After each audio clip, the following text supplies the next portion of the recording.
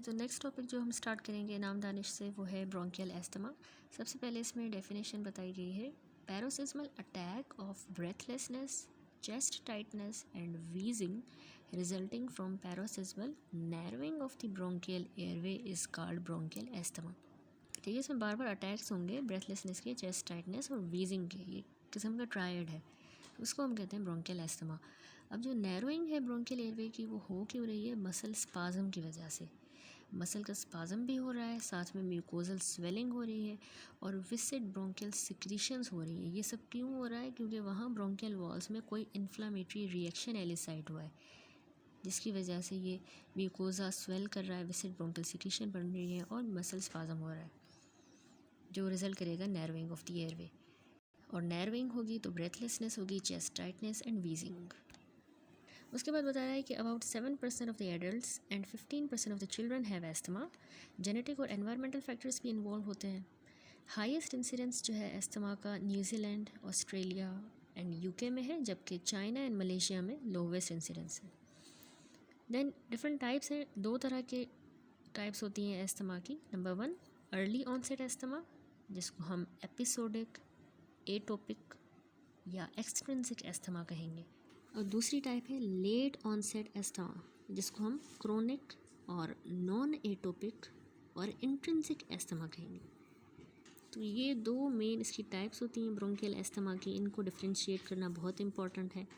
तो सबसे पहली जो टाइप है अर्ली ऑनसेट एस्थमा, ये वाली जो टाइप होती है इसका जो ऑनसेट है याद रखिएगा कि चाइल्डहुड में होती है, ठीक है। और एटोपिक जो इंडिविजुअल्स होते हैं उनमें होगी। एटोपिक यानी वो इंडिविजुअल्स जो कि आसानी से रेडीली जल्दी IgE एंटीबॉडीज़ बना लेते हैं to the common materials present in the environment.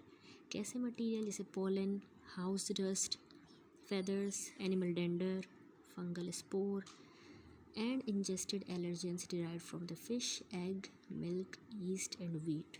ठीक है, ये सारे जो एलर्जेंस हैं इनके अगेंस्ट इन लोगों को ससेप्टिबिलिटी होती है कि जल्दी IgE एंटीबॉडीज़ बना लेते हैं, तो हम कहते हैं ये लोग एटोपिक है। ठीक है, और इस तरह के लोगों में ये अर्ली ऑनसेट वाली एस्थमा होती है, जिसको हम एपिसोडिक, एटोपिक या एक्सट्रिंसिक एस्थमा कह रहे हैं। और ये जो एटोपी है ये रन करती है फैमिलीज़ में। ठीक है, हम कह सकते हैं कि ये फैमिलियल होती है। ये एक किस्म की कंडीशन है कि वो पर्सन जो है रेडीली IgE एंटीबॉडीज़ बना लेता है, तो उसको एस्थमा होता है। अब इस तरह के लोगों में जिनको ये अर्ली ऑनसेट का एस्थमा होता है, उनमें बाकी एलर्जिक डिसऑर्डर्स जैसे कि एलर्जिक राइनाइटिस और एक्जिमा, इस तरह के मसले भी उनको प्रेजेंट होते हैं। और फैमिली हिस्ट्री इस तरह के डिसऑर्डर्स की and early onset asthma is common, यानी उनकी फैमिली में भी अर्ली ऑनसेट एस्थमा होगा फैमिली में। Due to the antigen-antibody inflammatory reaction, certain mediators are released which produce muscle spasm, mucosal swelling and mucus hypersecretion। ठीक है, इसमें मैकेनिज्म क्या हो रहा है? अब पेशेंट को एटोपी है तो एंटीजन एंटीबॉडी इन्फ्लामेटरी रिएक्शन हो रहा है, तो उसकी वजह से फिर वहीं पे लोकली मसल स्पाज्म होगा, क्योंकि कुछ मेडिएटर्स रिलीज़ होंगे, इन्फ्लामेशन होगी, म्यूकोजा स्वेलिंग करेगा और म्यूकस की हाइपर सिक्रेशन होगी, जो कि रिजल्ट करेगा इन द ब्रोंकियल एस्थमा। फिर कह रहा है कि यूजनोफिलिक इन्फिल्ट्रेशन जो है ये कैरेक्टरिस्टिक फीचर होता है एस्थमेटिक एयरवे का। ठीक है, वहाँ पर यूजनोफिल्स इन्फिल्ट्रेट करेंगे, ये एक BCQ पॉइंट है। अब ये यूजनोफिल्स जो होते हैं ये कैपेबल होते हैं of releasing a variety of mediators, और इस तरह के मीडिएटर्स टॉक्सिक होते हैं to the airway epithelium and induce inflammatory reaction. Next आती है अगली टाइप लेट ऑनसेट एस्थमा, जो कि क्रोनिक एस्थमा कहलाता है, या नॉन एटोपिक या इंट्रिंसिक एस्थमा। इंट्रिंसिक, ठीक है, अब नाम से जाहिर हो रहा है कि बाहर से कोई एक्सटर्नल एलर्जन इसमें कोई भी रोल प्ले नहीं करेगा, और इसीलिए हम इसको इंट्रिंसिक एस्थमा कहते हैं कभी कभार। ठीक है, और ये वाली टाइप याद रखिएगा एडल्ट्स में होती है मोस्टली, जबकि अर्ली ऑनसेट जो है वो चाइल्डहुड में हो रहा था। अब इसमें क्या पैथोजेनेसिस हो सकती है? वहाँ तो हमने समझा कि एटोपी होती है, IgE एंटीबॉडीज़ बनती हैं, रिएक्शन होता है, मीडिएटर्स रिलीज होते हैं और इन्फ्लामेशन होती है। यहाँ पर ऐसा हो रहा है कि कोई इंट्रिंसिक मसला है। अब ब्रोंकियल जो स्मूथ मसल्स होते हैं और ब्रोंकियल सिक्रीशंस वो कंट्रोल हो रही होती हैं ऑटोनॉमिक नर्वस सिस्टम की मदद से। ठीक है, यानी हमारा ऑटोनॉमिक नर्वस सिस्टम जो है वो हमारे ब्रोंकियल स्मूथ मसल्स को और उनकी सिक्रीशंस को कंट्रोल करता है। जो कोलिनर्जिक और अल्फा एड्रीनर्जिक स्टिमुलेशन है, इनसे ब्रोंको कॉन्स्ट्रक्शन होगी जबकि बीटा एड्रीनर्जिक स्टिमुलेशन से रिलैक्सेशन होगी। ठीक है, बीटा एड्रीनर्जिक रिलैक्स कर रहा है, अल्फा एड्रीनर्जिक और कोलिनर्जिक जो है वो कॉन्स्ट्रिक्ट कर रहे हैं ब्रोंक्यूल्स को। तो इस वजह से अब लेट ऑनसेट अस्थमा में थ्योराइज हुआ है कि कोल्ड से एक्सपोजर, एक्सरसाइज, एयर पोल्यूशन, कोई इमोशन, एस्प्रिन, ये जो है हमारे कोलिनर्जिक को और अल्फा एड्रीनर्जिक को सिस्टम को स्टिमुलेट करेंगे, ये सारे फैक्टर्स। तो उनकी वजह से ब्रोंकियल कॉन्स्ट्रिक्शन होती है और ब्रोंकियल म्यूकस की सिक्रेशन ज़्यादा हो जाती है, और ये सारा मैकेनिज़्म इन्वॉल्व होता है इस लेट ऑनसेट अस्थमा में या इंट्रिंसिक अस्थमा। ठीक है, एक्सटर्नली कोई ऐसा एलर्जन नहीं है, इंट्रिंसिक मसला है। उसके बाद आ जाती है एटियोलॉजी। तो क्या एटियोलॉजी क्या है इसमें अस्थमा की? इसमें आ जाता है हमारे पास एटोपी एंड एलर्जी, और दूसरा हम डिस्कस करेंगे एयरवे हाइपर एक्टिविटी। तो सबसे पहले एटोपी और एलर्जी के बारे में देखें तो जिस तरह मैंने आपको बताया, एटोपी का जो वर्ड है ये डिस्क्राइब करता है उन इंडिविजुअल्स को जो कि रेडिली आईजीई एंटीबॉडीज़ बना लेते हैं अगेंस्ट कॉमन मटेरियल्स जो इन्वायरमेंट में मौजूद है, कॉमन इस तरह के एलर्जेंस, डस्ट वगैरह, जिसके अगेंस्ट वो जल्दी इस तरह के लोग आईजीई एंटीबॉडीज़ बनाएंगे। उसमें जो है फिर जेनेटिक और कुछ environmental factors serum IgE levels को अफेक्ट करते हैं। अब वो एलर्जेंस जो कि अस्थमा में रिस्पॉन्सिबल होते हैं इन एटोपिक इंडिविजुअल्स, जनरली वो एलर्जन जाएगा ब्रोंकाई के अंदर इंस्पायर्ड एयर के साथ। ठीक है, अंदर गया, वहाँ पे एंटीजन एंटीबॉडी रिएक्शन होगा ब्रोंकाई में, जिसकी वजह से बायोकेमिकल मेडिएटर्स रिलीज़ होंगे फ्रॉम द मास्ट सेल्स, और वो bronchial construction and inflammatory reaction करवा देंगे in the allergic type of the bronchial wall. Eosinophil, neutrophil, alveolar macrophages and T lymphocytes, ये सारे जो है इंपॉर्टेंट रोल प्ले करेंगे इसी इन्फ्लामेटरी रिएक्शन में। ठीक है, ये एक एटियोलॉजी हो गई, एटोपी एंड एलर्जी। दूसरी है एटियोलॉजी एयरवे हाइपर एक्टिविटी। अब देखिए, जो ट्रैकियो ब्रोंकियल ट्री होता है एस्थमेटिक इंडिविजुअल्स का, वो अपीयर होता है to have an exaggerated reactivity to non specific stimuli. ठीक है, नॉन स्पेसिफिक स्टिमुलाई को भी ये बहुत ज़्यादा एग्जैजुरेट करता है, इस तरह का उनका ट्रैकियोब्रोंकियल ट्री होता है, यानी हाइपर एक्टिव होता है। तो आल्दो इसमें मैकेनिज्म तो हाइपर एक्टिविटी का तो नहीं पता, लेकिन सजेस्ट किया गया है कि एबनॉर्मलिटी में एग्जिस्ट इन द नर्व्स, यानी नर्व्स में कोई मसला है जो कि रेगुलेट कर रही है tone of the muscle, that is the autonomic nervous system में कोई ना कोई मसला है। क्योंकि जो हमने दो टाइप्स भी पढ़ी थी, अर्ली ऑनसेट, तो उसमें वो एटोपी वाला सिस्टम डिस्कस हो गया, दूसरा हमने लेट ऑनसेट अस्थमा पढ़ा था जिसमें ये ऑटोनॉमिक नर्वस सिस्टम था। तो हाइपर एक्टिविटी उसी की वजह से हुई है कि ऑटोनॉमिक नर्वस सिस्टम का डिसफंक्शन हुआ है। इसमें होता क्या है, या तो स्टिमुलेशन हो पैरासिम्पैथेटिक सिस्टम की by non specific irritant such as the dust. ठीक है, ये अगर इसने इसको स्टिमुलेट किया तो ये प्रोड्यूस करेगा bronchial constriction. On the other side हम कह सकते हैं कि सिंपैथेटिक सिस्टम की अगर डेफिशिएंसी हो, बात तो सेम हुई, पैरासिम्पैथेटिक ज़्यादा स्टिमुलेट हुआ या सिंपैथेटिक सिस्टम डेफिशिएंसी हुई, तो उससे हाइपर एक्टिविटी होगी resulting in the bronchial constriction. Bronchial reactivity can be demonstrated by asking the patient to inhale histamine या मेथाकोलिन। ठीक है, इसको कहते हैं ब्रोंकियल प्रोवोकेशन टेस्ट। ये भी हम करवाते हैं चेक करने के लिए पेशेंट एस्थमेटिक है, उसको चेक करने के लिए हाइपर एक्टिविटी को हम उसको इनहेल करवाते हैं, या तो मेथाकोलिन या हिस्टामीन। तो उससे क्या होगा कि transient episode of air flow narrowing induce होगी इन द ससेप्टेबल इंडिविजुअल्स। ठीक है, जो एस्थमेटिक होंगे, क्योंकि हिस्टामीन जो है वेजो डायलेटर तो है, लेकिन ये ब्रोंको कॉन्स्ट्रिक्टर है और वेसल्स डायलेट करेंगी और म्यूकस सिक्रीट होगा, इन्फ्लामेटरी रिएक्शन वहीं पे ससेप्टेबल इंडिविजुअल्स में एलिसाइट होगा। तो हम इस ब्रोंकियल प्रोवोकेशन टेस्ट से एयरवे हाइपर एक्टिविटी चेक करते हैं। अब थोड़ा सा हम पैथोजेनेसिस देखेंगे एस्थमा की, किस तरह होता है inflammation and asthma. In recent years, the main role of the airway inflammation in the pathogenesis of the asthma has been recognized. Asthmatic inflammatory reaction has been characterized as consisting of immediate response होता है, दूसरा late response। Immediate response में क्या होता है कि अब जैसे ही किसी ने एलर्जन जो है वो इनहेल किया, जो एस्थमेटिक पेशेंट है उसने एलर्जन को इनहेल किया, तो वहीं पे इनिशिएट होगा इमीडिएट रिस्पॉन्स। किस तरह ज़ाहिर होगा, in the form of dyspnoea होगा उसको, cough, chest tightness and wheezing. अब ये जो रिस्पॉन्स होता है ये शॉर्टली जैसे ही एलर्जन से एक्सपोजर हुआ तो उसके 15 मिनट से लेके 1 घंटे के अंदर ही इमीडिएट रिस्पॉन्स होगा। ठीक है, ये चेस्ट टाइटनेस, कफ, डिस्निया, वीजिंग होगा। अब इमीडिएट रिस्पॉन्स जो है ना प्रिज्यूम हुआ है to be cause by the mediators of immediate hypersensitivity, जैसे कि हमारे जो मास्ट सेल्स होते हैं ये एक्टिवेट होते हैं और लीड करेंगे to the release of chemical mediators that produce the inflammatory reaction and symptom formation. यानी ये सारे सिम्टम ये मास्ट सेल्स की वजह से प्रोड्यूस हो रहे हैं क्योंकि इन्होंने कुछ इस तरह के केमिकल मीडिएटर्स रिलीज़ किए, ठीक है, 15 मिनट से 1 घंटे के अंदर। उसके बाद होता है लेट फेज़ रिस्पॉन्स या रिएक्शन, लेट फेज़ रिएक्शन भी कह सकते हैं, जो कि 4 से 6 घंटों के अंदर होता है, ठीक है। यानी 4 से 6 घंटों के बाद, जैसे ही इनहेल किया एलर्जिन उसके 4 से 6 घंटों के बाद ये रिस्पॉन्स होगा। और ये क्यों हुआ, इसमें ना इन्फ्लेमेटरी सेल्स का इन्फ्लक्स होता है। किस तरह के सेल्स, अब यहाँ पे यूजोनोफिल्स और न्यूट्रोफिल्स का रोल है।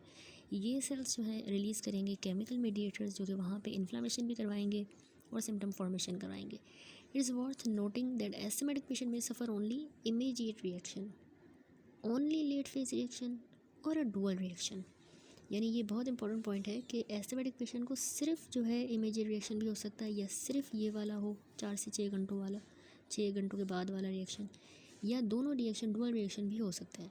अच्छा, अब इस इमीडिएट और लेट फेज रिएक्शन या रिस्पॉन्स की क्लिनिकल सिग्निफिकेंस क्या है। क्लिनिकली ये जो 2 फेजेस हमने पढ़े इन्फ्लामेशन के, इनकी ट्रेमेंडस इम्प्लीकेशन है, क्योंकि कुछ जो ड्रग्स होती हैं ना जो हम एस्थमा के ट्रीटमेंट में देते हैं, जैसे सैल्ब्यूटामोल जो वेंटोलिन है और थियोफाइलिन, ये दोनों ड्रग्स अर्ली फेज़ को जो है वो प्रिवेंट करेंगी, जिसमें मास्ट सेल्स का रोल था। जबकि हमारी एंटी इन्फ्लेमेटरी ड्रग्स जैसे जो कॉर्टिकोस्टेरॉइड्स हो गए या क्रोमोलिन सोडियम, ये लेट फेज़ इन्फ्लामेशन को ब्लॉक करेंगे। लेट फेज़ जो है वो पुअरली रिस्पॉन्ड करता है टू इन्हेलेशन ऑफ द सैल्ब्यूटामोल, ठीक है, इसको रिस्पॉन्ड नहीं करेगा। सैल्ब्यूटामोल हम अर्ली फेज़ में ही देंगे, अर्ली फेज़ को ही ब्लॉक करता है। उसके बाद कुछ परसिपिटेटिंग फैक्टर्स बताए गए हैं जो कि एस्थमा को परसिपिटेट करते हैं। अगर अचानक से एब्रप्टली वेदर चेंज हो, कोल्ड एयर, ठीक है, इस तरह डस्ट, टोबैको स्मोक से भी होता है precipitate, atmospheric pollution, exercise usually जैसे ही टर्मिनेशन ऑफ एक्सरसाइज, उसके बाद respiratory viral infections, emotional stress की वजह से।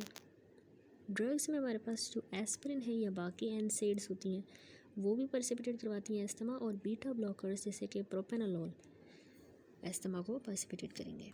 अच्छा, यहाँ पर जो है ये एक चार्ट बना हुआ है जिसमें phases of asthmatic response shown है, ठीक है। यहाँ पर टाइम है इन आवर्स और यहाँ पर जो है पीक फ्लो जो है वो शोन है, ठीक है। तो इसमें बताया गया है कि फेजेस ऑफ एस्थमेटिक रिस्पॉन्स में हमारे पास सबसे पहले अर्ली रिएक्शन होता है जो कि 5 to 60 मिनट्स में होता है। ये जिस तरह हमने पढ़ा कि हिस्टामीन और ल्यूकोट्राइन्स जो है इसको मेडिएट करते हैं। तो इस दौरान क्या होता है कि ब्रोंकियल स्मूथ मसल की कॉन्ट्रैक्शन होती है, ब्रोंको कंस्ट्रक्शन, इडीमा और इन्फिल्ट्रेशन होती है, तो म्यूकोजल थिकनिंग मिलेगी और थिक विसिड प्लग्स ऑफ म्यूकस बनते हैं, ठीक है, अर्ली होगा ये। उसके बाद लेट फेज़ होता है 4 to 24 आवर्स के अंदर, लेट रिएक्शन। इसमें ये ल्यूकोट्राइन्स, साइटोकाइन्स और कीमोकाइन्स की मदद से होगा।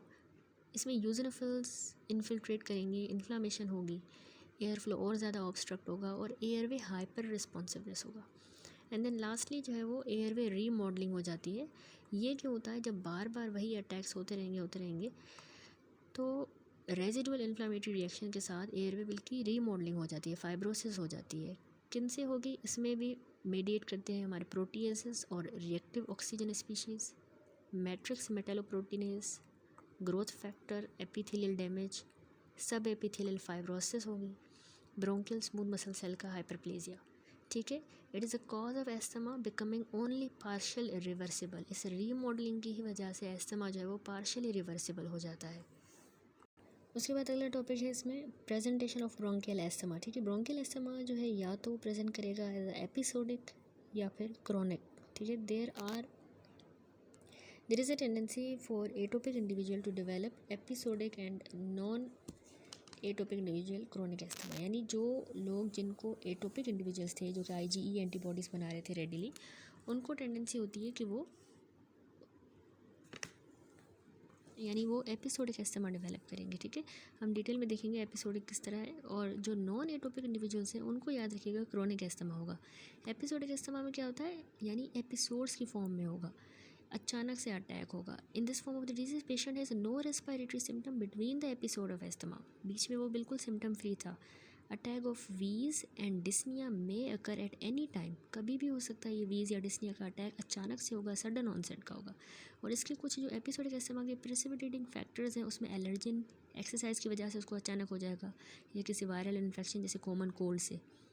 और इसका जो ड्यूरेशन ऑफ अटैक है वो कुछ मिनट से लेकर कुछ दिनों तक भी हो सकता है। जबकि अगर हम देखें क्रोनिक अस्थमा किनको हो रहा था, नॉन एटोपिक इंडिविजुअल्स को, तो इसमें जो है ये क्रोनिक ही होगा unless control by the appropriate therapy. इसके सिम्टम क्रोनिक होंगे और इसमें जो सिम्टम है वो भी इसी तरह ही है, chest tightness, wheeze, dyspnoea on exertion. ठीक है, यहाँ पर था डिस्निया एंड वीज, अब यहाँ पे chest tightness, wheeze, dyspnoea on exertion together with spontaneous cough and wheeze during night also. Cough जो है इसमें प्रोडक्टिव होगी, वैसे अस्थमा में नॉन प्रोडक्टिव कफ होती है। इसमें म्यूकोइड स्पूटम के साथ कफ होगी with recurrent episode of respiratory infection.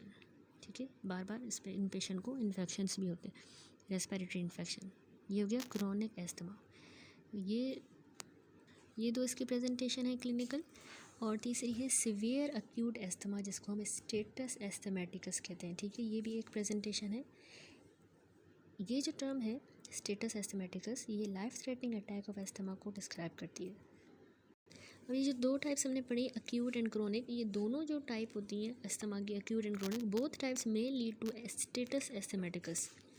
It is, अब स्टेटस एस्थमेटिक्स को डिफाइन कैसे करेंगे, ये एक ऐसी स्टेट होती है, it is a state of continuous और प्रोलॉन्ग्ड अटैक ऑफ एस्थमा जो एसोसिएटेड होगा with severe respiratory distress and arterial hypoxaemia. ठीक है, अब इसमें जो रेस्पिरेटरी सिम्टम्स होंगे उसमें क्या होगा, पेशेंट को टैकीकार्डिया, ठीक है, पल्सस पैराडॉक्सस, स्वेटिंग भी हो रही है और सेंट्रल साइनोसिस। चेस्ट याद रखिएगा इनकी जो है वो chest is held near the position of full inspiration. Vesicular breathing हमें मिलेगी with expiratory and inspiratory rhonchi. Severe asthma में जो है एयर फ्लो उनका रिस्ट्रिक्टेड होगा so that the rhonchi are not no longer produced and the condition is called silent chest.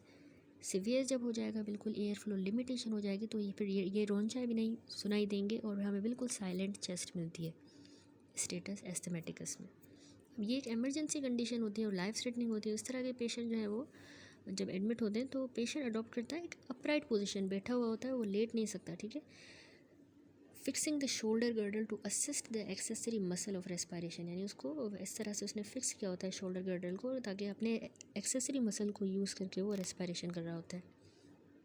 ठीक है, इसके कुछ फीचर्स हैं, यानी कि इसमें पेशेंट को बहुत ही सिवियर किस्म की शॉर्टनेस ऑफ ब्रेथ होती है क्योंकि लाइफ थ्रेटनिंग है, वो बोल भी नहीं पाता, लेट भी नहीं पाता, और सेंट्रल साइनोसिस होती है।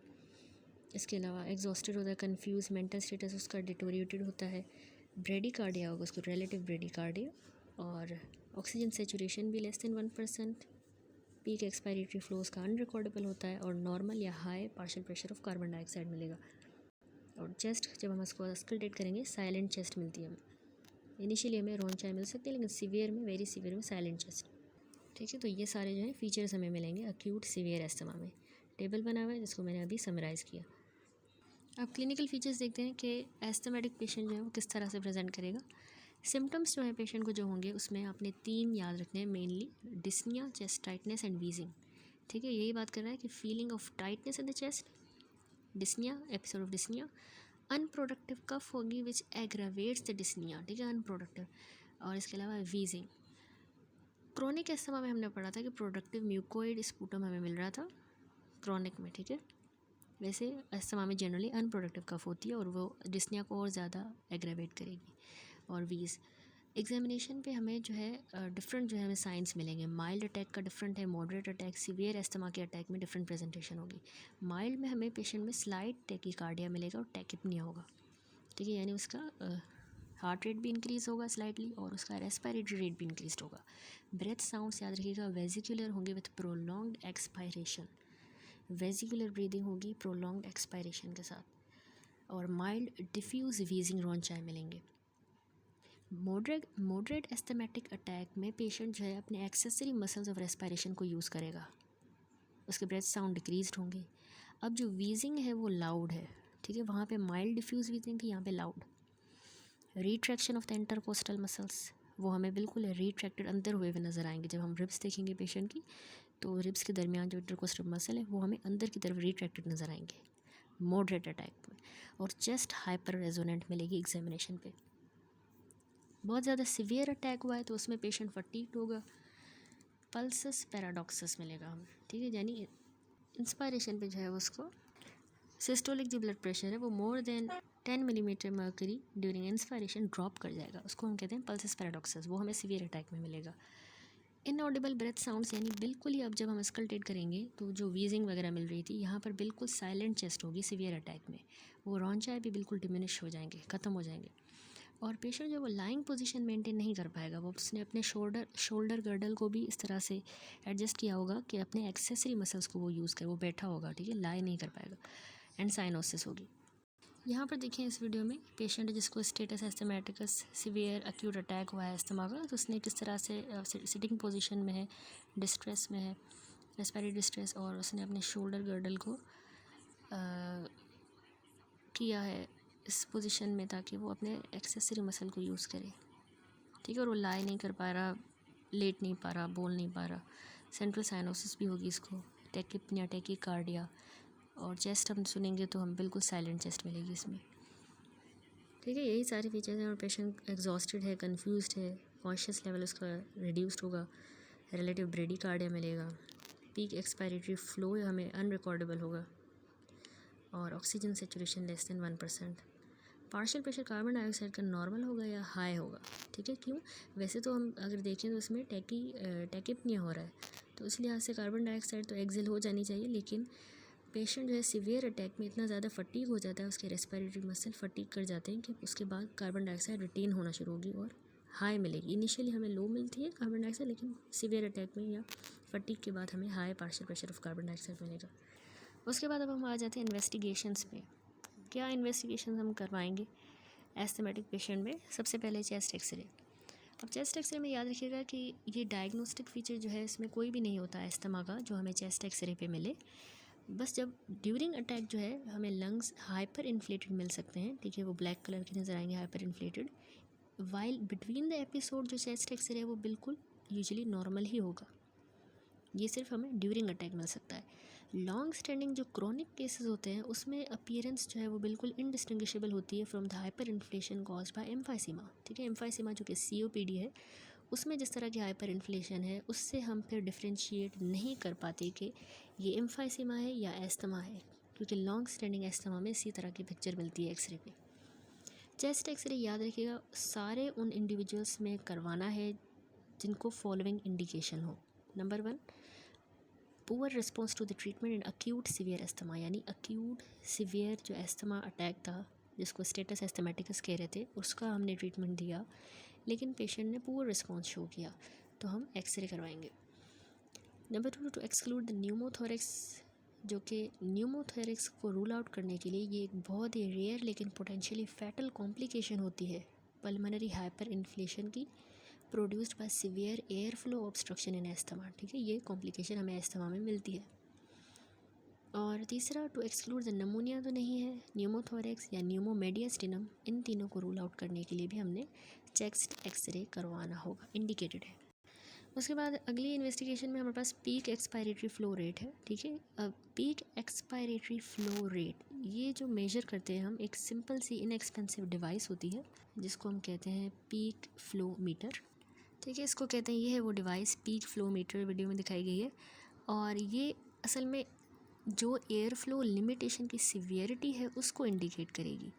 इसमें जो पीक एक्सपायरेटरी फ्लो रेट की जो वैल्यूज़ होती हैं ये वेरी करती हैं सेक्स, एज एंड हाइट के हिसाब से, और टिपिकली मेल्स में जो है 450 to 650 लीटर पर मिनट है, जबकि फीमेल्स में 350 to 500 लीटर्स पर वुमेन जो है नॉर्मल कंसीडर किया जाता है।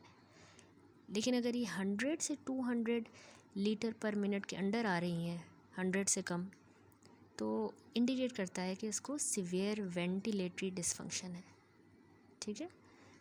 तो इससे हमने peak expiratory flow rate check करना होता है पेशेंट का, क्योंकि ये वेंटिलेटरी डिसफंक्शन को डिनोट कर रहा है। इसमें फिर आगे बताया गया कि एस्थमा में यूजुअली बहुत ज़्यादा हमें डायर्नल वेरिएशन मिलती है इस पीक एक्सपायरेटरी फ्लो रेट में, तो इसीलिए जो है लोवेस्ट जो वैल्यूज़ रिकॉर्ड होती हैं वो मॉर्निंग में होती हैं, लोवेस्ट वैल्यू हमें मिलेगी क्योंकि वेरिएशन मिलती है हमें। तो ये हमने टेस्ट जो है इसीलिए चेक करना होगा, मेजर करना होगा मॉर्निंग में, in the middle of the day and before bed. ठीक है, तीन टाइम हमने मेजर करना है। और मेजरमेंट इसकी हेल्पफुल होती है in the long term assessment of the patient's disease and response to treatment. ठीक है, उसकी डिजीज़ को और उसके ट्रीटमेंट रिस्पॉन्स को चेक करने के लिए हम मॉनिटर करते रहते हैं। तो ये लॉन्ग टर्म चेक होता है peak expiratory flow rate. Third investigation है arterial blood gases, ABGs। Arterial blood gas pressure जो होता है, जिसमें partial pressure of oxygen and carbon dioxide, ये बहुत ज़रूरी होता है in the management of patient with severe acute asthma. ठीक है, जो अटैक हुआ था जिसको स्टेटस एस्थमेटिकस कह रहे हैं, उसमें बहुत ज़रूरी होता है। अब आर्टीरियल ब्लड गैसेस जो है वो वैसे माइल्ड अटैक में तो नॉर्मल थी, जैसे माइल्ड, मॉडरेट, सीवियर अटैक हमने डिस्कस किए पीछे, तो माइल्ड में बिल्कुल नॉर्मल होती है। लेकिन रेस्पिरेटरी एल्कलोसिस यानी कि कार्बन डाइऑक्साइड डिक्रीज़ होती है। ठीक है, और माइल्ड हाइपोक्सीमिया ये यूजुअली हमें मोर सीवियर केसेस में मिलेंगी। यानी एल्कलोसिस इसलिए हुई कि कार्बन डाइऑक्साइड वो हाइपर वेंटिलेट कर रहा है, टैकिपनिया है तो बाहर निकल रही है, तो रेस्पिरेटरी एल्कलोसिस और ऑक्सीजन सैचुरेशन कम है, माइल्ड हाइपोक्सीमिया हो रहा है। ठीक है, मोर सीवियर केसेस में। लेकिन हाइपोक्सीमिया और ज़्यादा वर्सन होगी और रेस्पिरेटरी एल्कलोसिस बिल्कुल डिसअपीयर हो जाएगी। ठीक है, यानी कार्बन डाइऑक्साइड डिक्रीज़ हो रही थी, वो अब डिक्रीज़ नहीं हो रही, अब ज़्यादा हो रही है। ये कब होगा? जब रेस्पिरेटरी मसल की फटीग होगी। ठीक है, क्योंकि वो अब फंक्शन नहीं कर रहा, फटीग हो रही थी, हमने सीवियर अटैक में डिस्कस किया था। अब देखिए फटीग, तो उसकी वजह से फिर कार्बन डाइऑक्साइड रिटेन होगी और रेस्पिरेटरी अल्कलोसिस डिसअपीयर हो जाएगी। A normal or increased partial pressure of carbon dioxide may be a sign of impending respiratory failure. ठीक है, indicating need for mechanical ventilation. इसीलिए हम ABGs चेक कर रहे हैं और सीवियर अटैक में ये चेक करना बहुत ज़रूरी होता है, क्योंकि अगर हमें पार्शियल प्रेशर कार्बन डाइऑक्साइड का ज़्यादा मिल रहा है या नॉर्मल मिल रहा है, जैसे इसको कम होना चाहिए, तो उसका मतलब है अब पेशेंट को रेस्पिरेटरी फेलियर में जा रहा है पेशेंट, तो हमें अब मैकेनिकल वेंटिलेशन की ज़रूरत है। Partial pressure of oxygen less than 60 millimetre mercury में भी साइन ऑफ सीवियर अटैक। इसको भी याद रखना है कि 60 से कम नहीं होनी चाहिए पार्शियल प्रेशर ऑफ ऑक्सीजन।